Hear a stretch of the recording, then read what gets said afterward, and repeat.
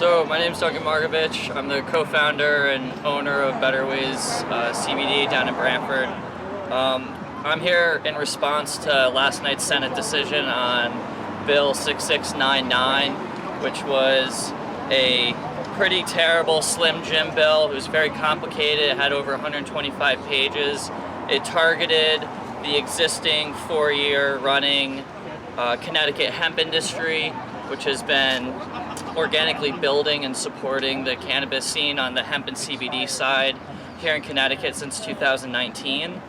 And a lot of this bill drastically limits our product's medicinal efficacy. It goes against the federal Hemp Farm Bill Act, and a lot of small business owners like myself, farmers in Connecticut, people that have been operating for the last 4 years, are feeling really unsupported by our state and extremely unincluded in an industry that has enough room for everyone.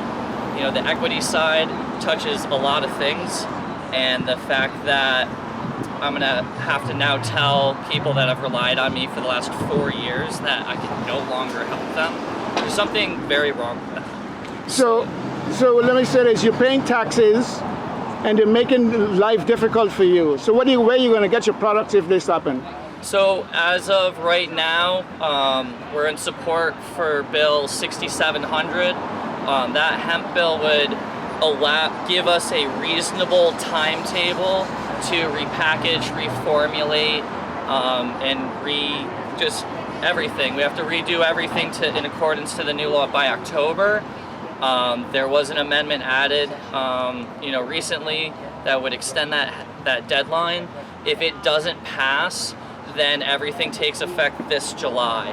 Okay. So that just only shortens the timetable that, again, as I said, existing small business owners were already feeling the squeeze. We've been paying sales and use tax to our state for the last 4 years, and so it does feel like we're kind of getting squeezed out on this. And another question to follow up. We have all the states around us passing hemp laws.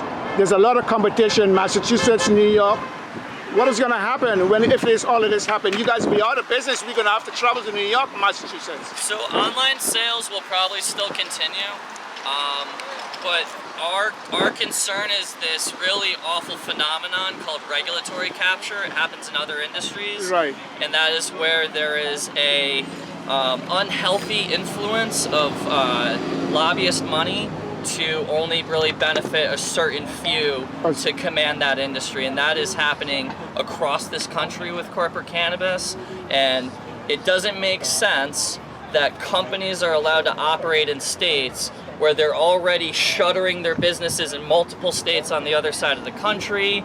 Our neighbors in Massachusetts and New York are already kicking some of these companies out, and yet are they creeping into Connecticut? They're already here. They've been here. Oh, wow! And just a point of fact, Curaleaf is funded and operated by the Russians through Russian oligarchs. Yeah, wow. And our governor is we've asked our governor what they're going to do about it for not just the Connecticut cannabis community or Connecticut or our country, our country. Like, what's going on here? Yes. So we're supposed to be sanctioning Russia. So technically, allowing Curaleaf to operate is against federal law. You saying Curaleaf is a Russian company? Yes. Curaleaf has Russian It has funding. Russian funding. Yes. Okay, funding. Under investigation in multiple states. And they're There's an active audit. There's an active audit.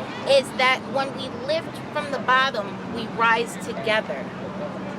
All right. So please email your elected officials or come in person after you email them. If you need help, crafting your email, join us. We'll be here. There's only 1 day left after today.